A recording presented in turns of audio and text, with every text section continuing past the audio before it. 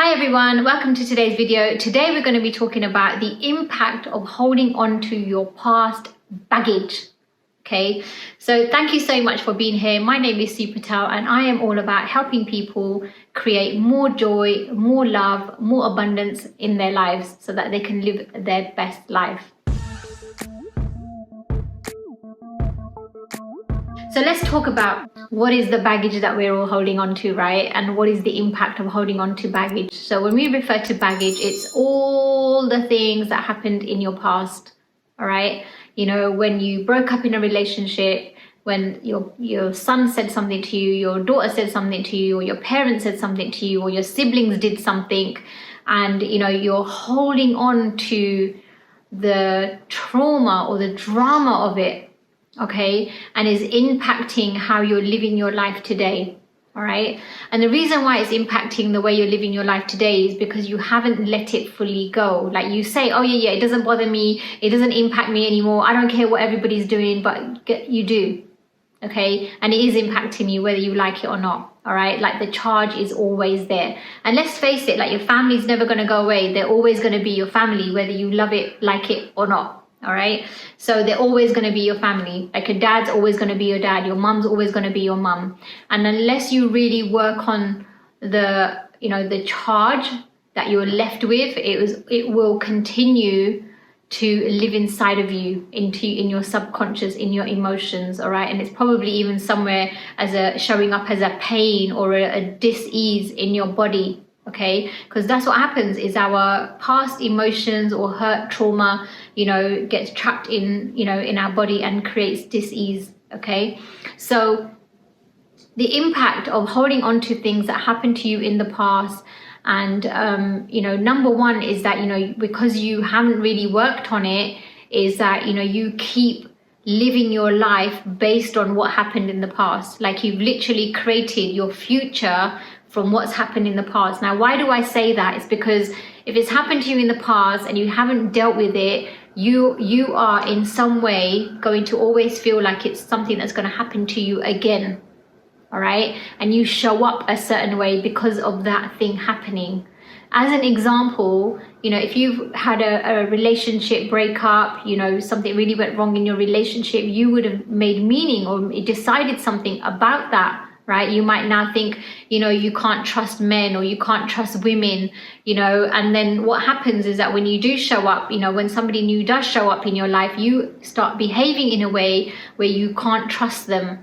Okay, and then what happens? The same cycle happens over and over again. Okay, so until you then go back and look at like what really happened, what did I make it mean, and how can I unpack that to create a new meaning out of it so that I can move on with my future, it's never ever going to work for you, right? You're continuously going to live in the cycle of things not working out for you. All right, like a relationship never working out for you.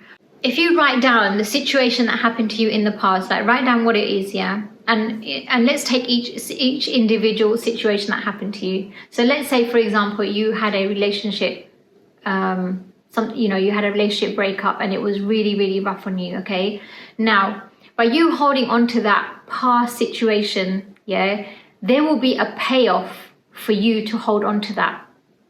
All right, so I remember holding on to some things from my past.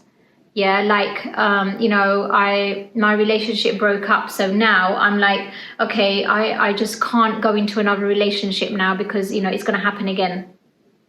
Okay.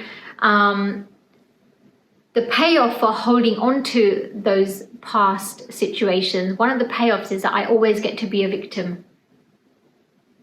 Yeah, is that I don't get to take responsibility. The payoff is that I can always be, poor Sue, that happened to you. Right? There's a payoff, and I get sympathy, I get understanding from people when I keep talking about it, and that's what happens. Okay, and then also there is a cost, and at what cost am I holding on to that past drama situation? It's the cost of not being able to be in a new relationship. It's the cost of not allowing this amazing human being that might walk into my life to, contribute to me. It's at the cost of finding love. It's at the cost of creating affinity with somebody, right? So look at the cost for you. Look at what is the payoff for you holding on to that past hurt, and at what cost? What is it costing you to hold on to that trauma, that thing from your past? Okay? And then when you can look at that and you can see that actually, whatever happened, it happened, and it's all valid, right? Like, it all happened. But you were a different person back then when it happened. You have a completely new level of awareness now, right? And you can create newly from now. Like, you can clean the canvas of what happened in the past. Okay, it happened. It's not to say it didn't happen, but it did happen. But once you can really look at that in its entirety, and you can say, okay, actually, where can I take responsibility for what happened?